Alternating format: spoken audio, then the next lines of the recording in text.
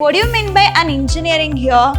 An engineering is nothing but is the process of designing and building something that serves a particular purpose and finds a cost-effective solution to the problem. So if you are building a software, if that software is having a collection of programs or a set of instruction, then we are going to call that particular software as a software product. Interoperability in the sense what? Capability of two or more functional units to process the data cooperatively.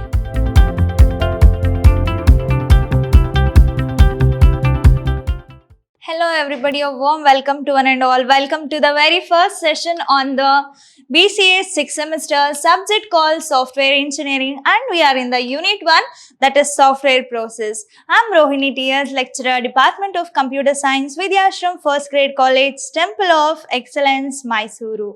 So in our today's session, we'll start with the first chapter or first unit of your B.C.A's 6th semester subject called Software Engineering. So in our today's session, we will be learning about the introduction part of this unit. Along with that, we'll see about the dual nature of a software, how this software will going to act in a two ways, or what is the dual nature of this software, that I will be discussing along with the objectives of software engineering. This is regarding your subject content, right? So let me get into the today's session, that too with respect to the introduction to the software engineering. So before that, you have to understand one thing. So there is a saying that without software, the machine or a computer is just a dumb machine. So if we have a software, or if we have a set of instructions or a set of program, then that will going to guide the system to do the task as per the requirements of an user. So that is what regarding you have to understand first. Like after that, what do you mean by software then? Software is a set of program. So we are writing a set of programs, or that program is a collection of instruction.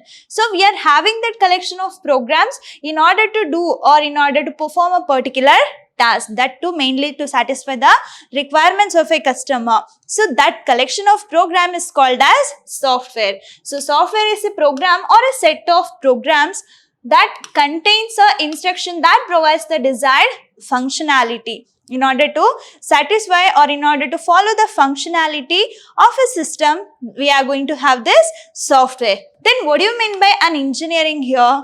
An engineering is nothing but is the process of designing and building something that serves a particular purpose and finds a cost-effective solution to the problem. So, if you have any problem or if you have any program, the way that we are going to reach that problem or the way of looking into that problem will be different. So, we are going to have different perspective in order to see the problem. Anyway, problem should not be considered as a single unit, that needs to be divided into number of multiple units, so that if you are finding a solution for each module or a sub-module, then that will going to lead to the solution of a complex one. So problem should not be considered as a single unit. When it comes to the engineering, it is a methodology, it is a concept that we are going to use as a process of designing and building a solution, that too mainly to serve a particular purpose. So we are writing this code, or we are having this process of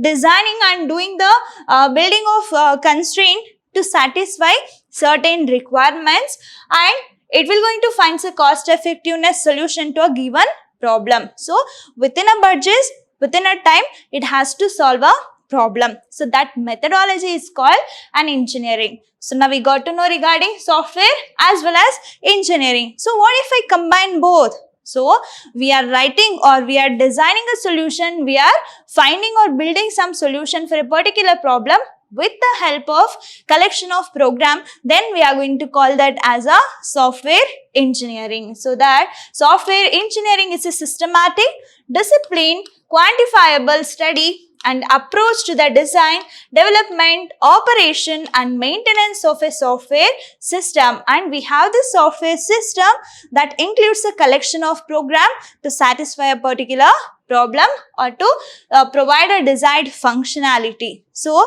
that methodology, that functionality or that systematic, discipline and quantifiable approach is called as what? Software engineering. So Mainly, in order to satisfy the requirements or in order to improve or to provide the functionality of a software system, we are going to deal with this software engineering. And also we have one more definition for it, that is software engineering is an engineering. That means we are having all these methodology, we are designing and we are finding the solution for a particular problem. So that associated with development of software product using well-defined scientific principles, methods and procedure. So here they are developing a software, that too by making use of some of the scientific methodologies, principles as well as the procedures or operations. So if you are developing a software with the help of well-built or well-defined scientific principle, methods and procedure or some of the behavior or operation, then we are going to call that methodology as a software engineering. And it's software engineering is not only to develop a software, it is more than that, right? So here when it comes to the software engineering, here we are mainly concerned regarding some of the methodology or some of the operation, the way it will going to be developed or designed, all those will going to be mattered. First, you have to understand one thing. If you wanted to solve any of the problem, we are going to use some of the methodologies in a software engineering. So before that, first you need to collect the requirements from the customer. That means what they are looking for, what is their problem, like how they are expecting the resultant. First, the requirement needs to be collected from the different sources. So after requirement, we have to analyze that. After collection of the requirement, we have to analyze it, like based on whether it is feasible or not. If it is feasible or if it is okay to implement, then how much time it will going to require and what is the memory allocation it requires. Along with the monetization, we have to think. Once it is analyzed, that needs to be designed. So like one image is equal to 1000 words. Instead of saying everything in a theoretical aspect, that needs to be designed. So for the designing purpose, we are going to have a different notations, or we are going to have a different diagrammatic representation, or we have a different way of representing the solution. Like we have UML diagrams, we have use case diagram, sequential diagram. So by making use of all those diagrams, we are going to represent the solution in the terms of diagram. That is what designing. So after designing, that needs to be implemented. So that portion is called as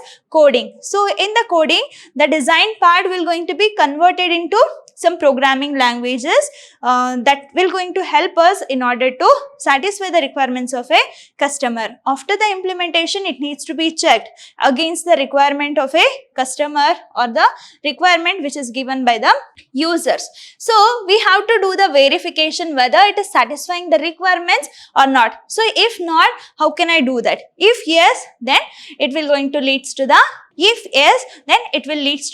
deployment. So in the deployment, the delivered or a prepared or a developed software will going to be delivered to the customer. So after the deployment of a software, that needs to be maintained throughout their usage of a software or any of the software product. So after that, maintenance and updation of all the software will be takes place by the software development team. So here you can see that software is considered to be collection of executable programming code which is associated with libraries and documentations.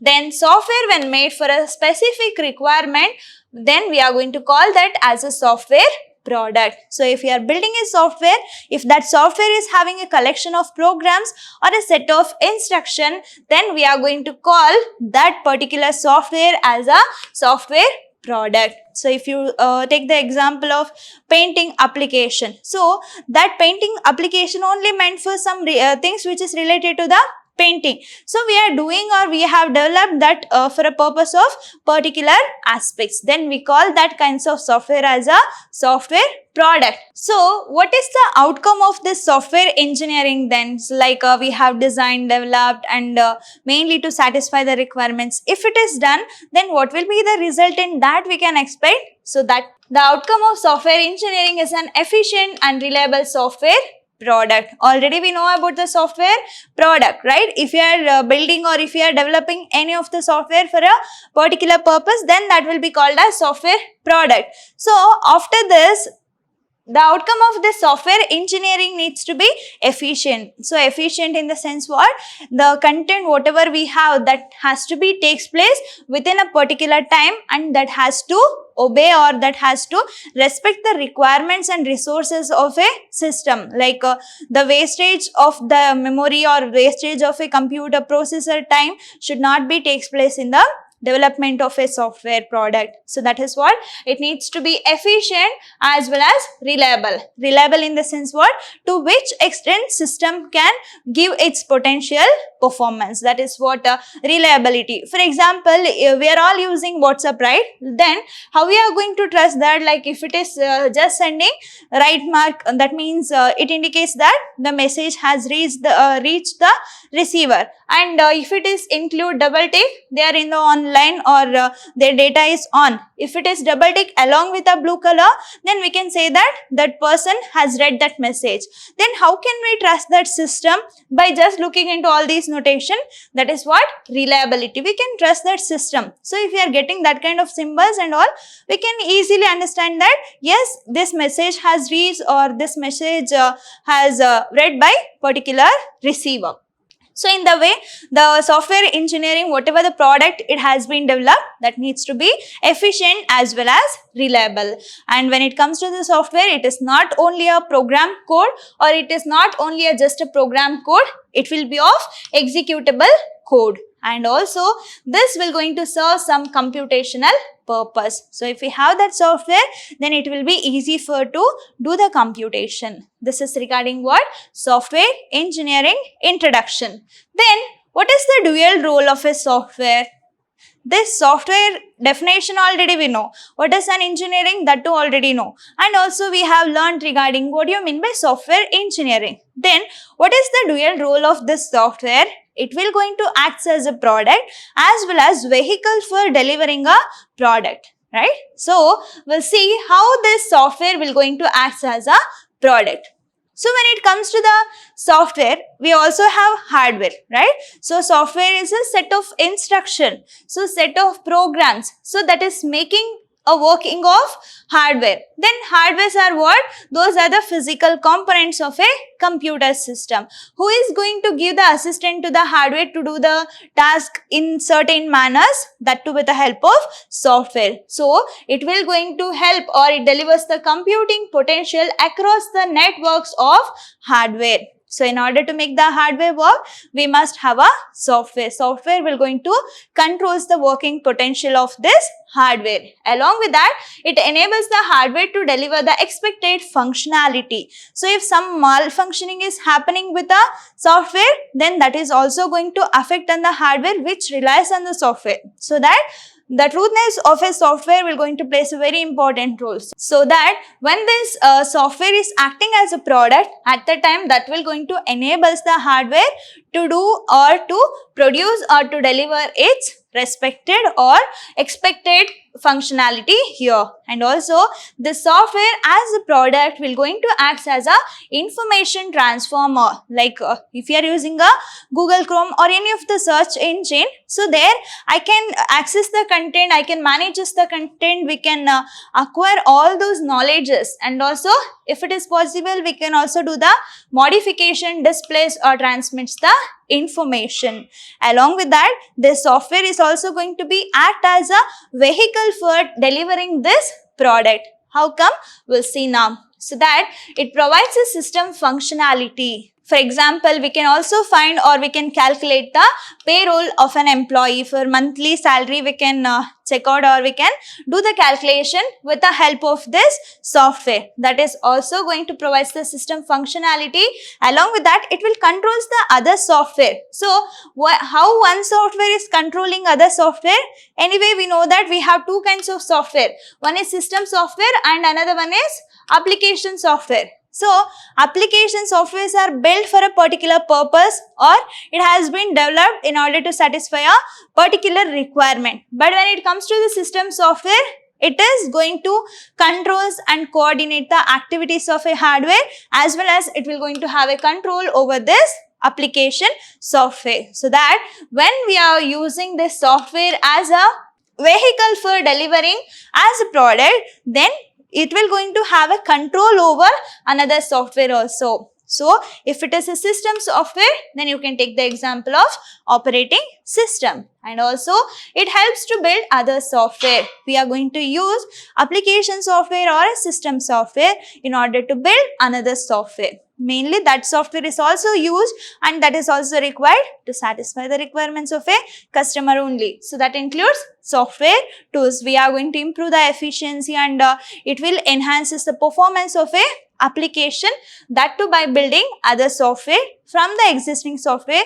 So if you are reusing that software, then no need to write a code again from the scratch. This is regarding dual nature or dual role of a software. So here you can see the diagrammatic representation or evolution of a software product. So when it comes to the software product, already you know the definition of a software product. Like if you are building any of the software in order to satisfy a particular constraint or to have a particular purpose, then we are going to call that kind of software as a software product. It is not only deal with a single stage, it has to be revolved so that it will going to have a first stage as requirements. First I need to collect the requirements from the different sources from the multiple user. So after the collection of the requirement, that needs to be analyzed, so that system analysis is required. So after analyzing, I get to know that whether it is feasible or not to implement. So once it is okay to implement, then by making use of the analyzed software, by making use of the analyzed value, we are going to do the designing of that system, like how it needs to look like. By making use of some of the diagrammatic representation, we will be doing this designing. So design part is over, then that needs to be implemented. That is what we are going to call that as a code design or implementation of a code. So here we are going to use some of the programming languages to do the implementation. So after the implementation, that needs to be checked against the requirements which is given in the first stage. So here testing will going to take place. If the test cases are okay or all the test cases become true, then that needs to be deployed to the place of a user, so that when it is deployed, it's the responsibility of a user to use the system. So, and we won't expect any software product needs to be static. It has to be dynamic, so that maintenance of that software product will be important. So that maintenance will be very important stage in the software products. As we all know that changing requirements of a environment or a requirements of a user, updates has to take place. So again, this will going to be evolved or this will going to be used in all the cases of a software product. I hope you all understood regarding dual nature of a software as well as the introduction part of this software engineering. So now we'll see what are the objectives we have with respect to the software engineering. So that objectives of software engineering. Already we know about the software engineering. So now we'll see what are its objectives. What is the first objective here?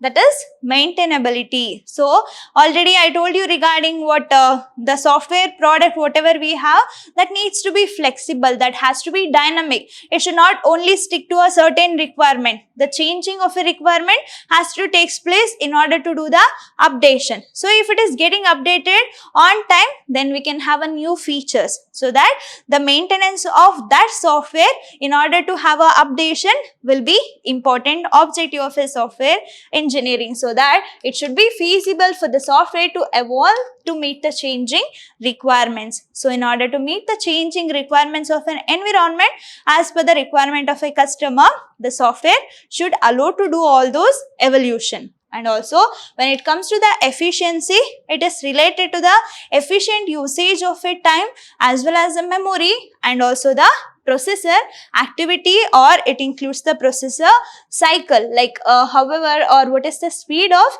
getting the resultant after giving a request. So it should be very minimal.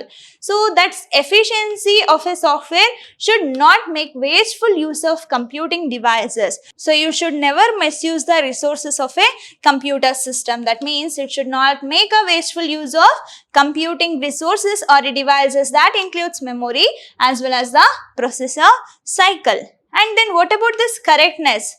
Already we know that what was the first stage in the software development or a software product development, that was requirement, right? So when I got the number of requirement that needs to be tested, that has to be verified or validated to check after the implementation whether it is satisfied or like whether it is correct or not. That is what we are checking, the truthness of a software. So when it comes to the correctness, a software product is correct if the different requirements as specified in the SRS document have been correctly implemented. So you just imagine you have given some dress for the stitching. So once it got stitched, we are just going to get a trial. That means we will check whether they have done it as per my requirements or not. So we are going to say that it has to be much deep, and I have told you to do this design, that and all we used to say, right? So in this also, when it comes to the correctness, here also we are checking that whether it has satisfied the requirement whatever that I have mentioned in the SRS, that is system requirement study. So if it is correct or if it is satisfy all the requirements, then we can say that that software product whatever has been built, it's correct, and it needs to be correct also. So next we have a reusability. So when it comes to the software product, that must be able to, or it has to be reusable. Like if I am able to use the same product or a same software product in order to build any other product of a software, then it must be reusable. So if you are reusing it, then it will going to improve the efficiency, and it also saves the time as well as the money, and it also saves the memory. So it will somehow it's a good characteristics of a software product. No need to do everything from the scratch, so that when it is having a capability or objective of a software engineering, it needs to be reusable. So that software product has a good reusability if the different modules of the product can easily reuse to develop a new products. So when we are using existing software product to create or to build a new product, then somehow we can say that it is reusable. So next we have a testability feature. So in this, you just imagine I have a set of testing criteria. So after testing criteria, after the implementation of a software product, I will just match with it. I will just make a comparison like whether it is satisfying all the requirements of my testing criteria. If not, then what alternative can be done? So otherwise again it has to come from the second stage like analysis. So here when it comes to the testability, that software facilitates both the establishment of a test criteria. We are also establishing a testing criteria, and also I am making a comparison, or we are doing the evolution of that software with those criteria. So I have set of criteria. Here I have a list of criteria. After that, and also I have a implemented code. So then I'm just making a comparison with this testing criteria with implemented code. So then if all the testing criteria got satisfied or if got true, then we can say that this software is built as per the requirements of a customer. So that is what testability. So we'll see the next objective, that is reliability. So before that, I wanted to give you one example to understand what you mean by reliable. So we all have vehicles, right?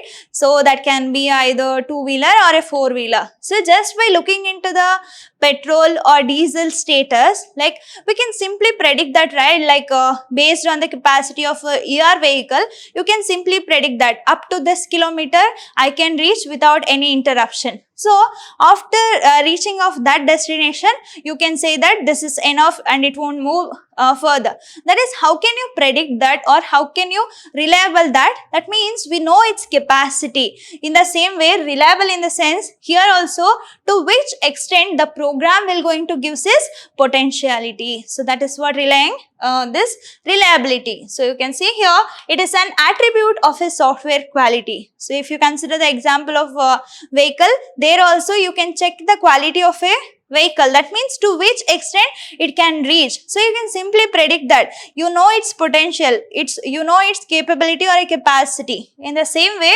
this reliability also specifies the quality of a software and also the extent to which the program can be expected to perform its desired function over an arbitrary time period. So, to which extent the program can run or the program can expected to perform in order to satisfy the requirement or to satisfy the desired functionality. So, that feature is called as what?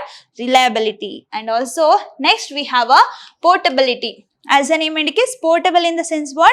Software has should have the ability to move from one computer system to another computer system without any condition of the operating system what we are using. So, if you consider some of the social media as well as the WhatsApp as an example. So, WhatsApp can be used even in the Android operating system and can be used in the Mac OS. That means it is platform independent. We are changing or we are giving a software that has to be transferred from one computer system to another computer system or even to the changing of environment to other environment. It must be portable. So, then reusability can be very high. If it is reusable, then it will going to improve the efficiency of a software product. So, next we have a adaptability here. So, when it comes to the adaptability, software allows the differing system constraints and the user needs to be satisfied by making changes to the software. So, however, the user is bringing the changes, however, the user is bringing the alternatives for the existing software, then that software product needs to be very flexible enough to adopt all those changes which is given by the software, that has to accept the changes which we are doing to the software. That is what? Adaptability. And also last objective is regarding interoperability. For example, if you are using Hike or if you are using Telegram, well, WhatsApp will going to say I won't work in your system because you are using Telegram or Hike. No, right? That means interoperability in the sense what? Capability of two or more functional units to process the data cooperatively. It should not say I won't work because you have another software, and it can't be like that. So, the compatibility between the software needs to be high, so that when it have a ability of a interoperability, that will going to be takes place. So, this is regarding objectives of a software engineering. I hope you all understood. Let me move to the next topic, that too with respect to the program versus software product. So, now we got to know regarding what is software as well as what is program, and also we know about the software product, right? So, then program is a set of instructions that are given to the computer in order to achieve a specific task. So, what do you mean by program then? It is a set of instruction. Why we are having this set of instruction? So, we are giving that to computer mainly to satisfy or to achieve a specific task. Then what about software? It is a collection of program, right? So, first we have a set of instruction. So, I have a set of instruction. So, that set of instruction is called as program. And if we have a program, that will be called as a set of instruction which is used to perform or to have a specific task. When it comes to the software, software is nothing but what? It is a collection of program, or it will be a combination of a program. That is what we are going to call that as a software. So, here software is nothing but it is a program, as well as we are having a documentation for that along with a licensing. So, if we have all these things, we can say that as a software. So, that software is when program is made available for the commercial business and properly documented along with its licensing. Then we can say that as a software. If it is a collection of instruction, it is a program. If it is a collection of program, then that is software along with the documentation as well as the licensing. And also you have to understand one thing, we have a life cycle model that from the requirements checking or taking of a requirements to the updation, right? We have a life cycle model, and designing is also one of the part in the life cycle. So, in order to do the designing, we are going to use this program, right? In order to develop a software, we are going to use the program, right? We have a programs or we have a set of instruction that will going to be used in order to develop a software. Develop of a software And this development of a software is a part of software development life cycle. So this is how program or a software product or a software will going to be differentiated to each other. I hope you all understood. It's all about my today's session. In the next session, we'll see about the software engineering paradigms along with further topics of your Unit 1. Let me meet you in the next session. Until that, keep learning, keep on growing. Thank you.